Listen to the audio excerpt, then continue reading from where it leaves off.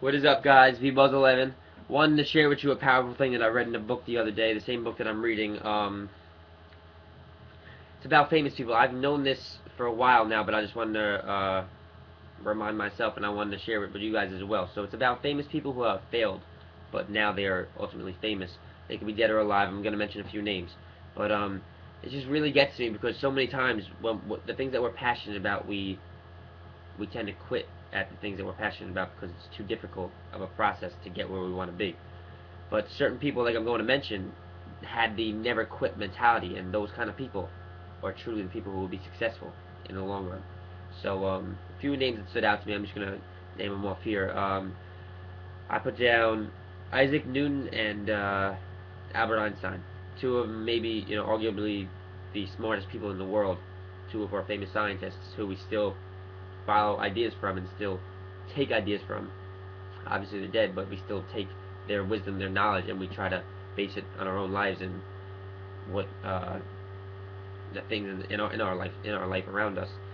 Those two people hated school. I don't even think they went to high school, if I'm not mistaken. They didn't even go to school. Maybe they went to grammar school, elementary school, whatever. But I know that they didn't graduate a college or anything. They hated school. I think they dropped out of school. Those two people, because they had their own kind of unique way of learning, which is fine. But simply saying that to all the people who don't go to school and who don't want to have an education from a school, you could obviously teach yourself these things. You could be smart in your own way.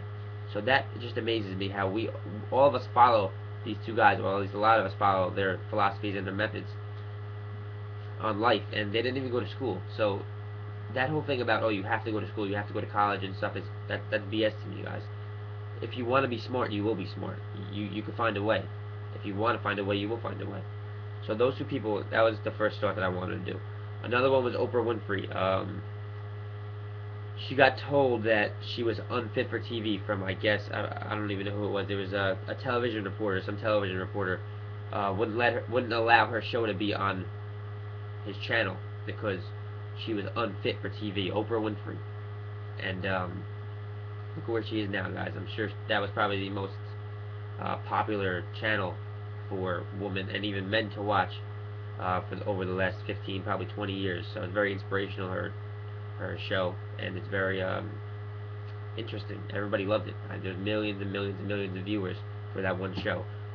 Who was the main part of the show was once told that she was unfit for TV. She didn't have the right lifestyle to live out the main character in a TV show. So that was another one. Another one that really amazed me. Walt Disney. I'm sure you guys know about this, and I'm sorry if you guys can't hear me clearly. I'm trying to get off the cold. My nose has been stuffy for the past 5 days. It sucks, so I'm trying to get over it. But hope you guys can hear me well enough. Walt Disney. You guys all should know him as well. He worked in a newspaper company, and I guess he wrote comics, or he wrote fictional certain things in a newspaper in that company. So he, newspaper editor he was.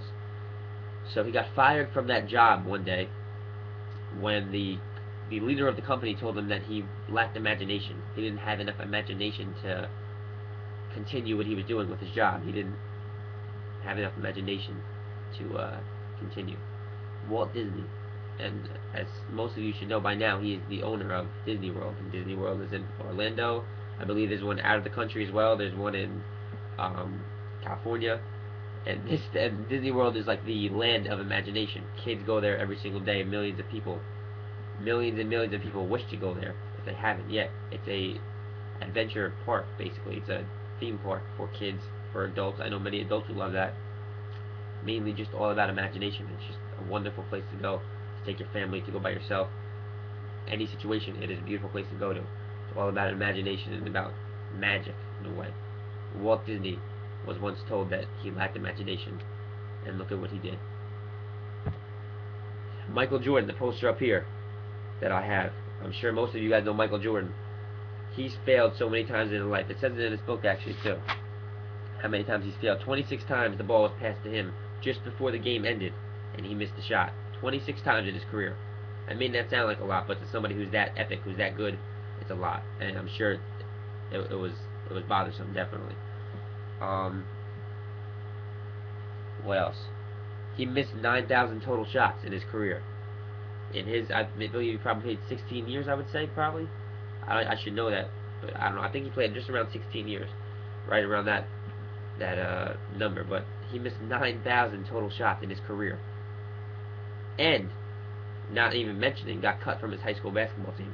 His high school, Michael, probably arguably the best player in the National Basketball Association, Michael Jordan, got cut from his high school basketball team. And look at where he is now. Look at what he's done to the NBA. Almost every jersey in the NBA or in college has a Jordan symbol on it, simply just from him, from what he has done, from the impact that he has had on the National Basketball Association. The moral of the story, guys, is that we're all going to fail at the things that we love, at the things that we're passionate about, because it means something to us. So it's not going to come easy. If it comes easy, it's not hard enough. You're not passionate enough about what you want to do. The moral of the story is that you have to continue to strive forward after failure. You have to look at failure and say, that's making me stronger, not, oh, I'm weaker and I can't do this. No. Guys, we could do anything that we put our minds to, as you can see. Another guy, quick, I'm not going to make this a longer one, but Thomas Edison tried to invent the light bulb 1,000 different ways. 1,000 total different ways before he found that one way that worked. And boom. My lights are on right now. That's electricity. Thomas Edison. What if there were people like these people? What if these people never existed? What if these people never changed the world the way that they did? Who would? These people don't take no for an answer.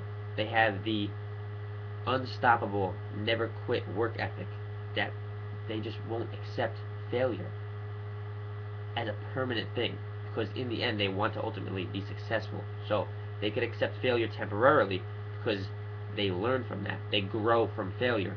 But in the long run, in the end, they are ultimately going to be successful. The Oprah Winfreys, the Henry Fords, the Michael Jordans, the Walt Disneys.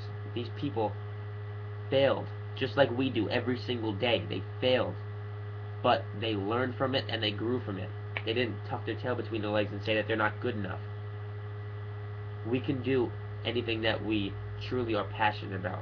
We need to have the right effort and energy and motivation and determination to complete these things. And it's not going to be a short-term thing. It's going to obviously take a long time, especially if it's extremely important to you and if you're passionate enough about it. Nothing big as if a theme park. What is it? I should know this. However many championships this guy won. I can't even remember it anymore. There's 5 or 6 on his hand in a picture. Those things don't come easy. They take time. They take effort. Non-stop, every single day, commitment. That's what it boils down to, guys. When you fail, you grow. You're supposed to grow from it. You can go 2 different ways in life, and mostly everything. When you fail, you can go the other way, or you could continue to become stronger and learn from failure. To me, failure is strength. Failure, I enjoy it because I know that I'm that close to succeeding now that I failed at least one more time. That one more time that I failed, I'm one more time closer to success. That's how you have to think of life. It's all about perspective, guys. All these people change the world, and I can't wait for the future in the future to see who else will make an impact like they did on this world. So I wanted to share with you guys that really that inspires me to be who I want to be, because these people could do it. Why can't I? Why can't you? I'm looking at you right now. I'm looking at myself really in the computer, but I'm talking to you, the person who's watching this video. You can do it. If you say that you can't, you never will. You have to have that proper mentality in order to continue through. You can do it. Fail. It's okay to fail. It is okay to fail. That will only make you stronger in the long run, but you have to not quit. Just never quit, guys. God bless you guys. Believe, excel, achieve. I got it on the shirt now, as you all know. God bless. Don't quit. Live out your dreams. Live out your dreams.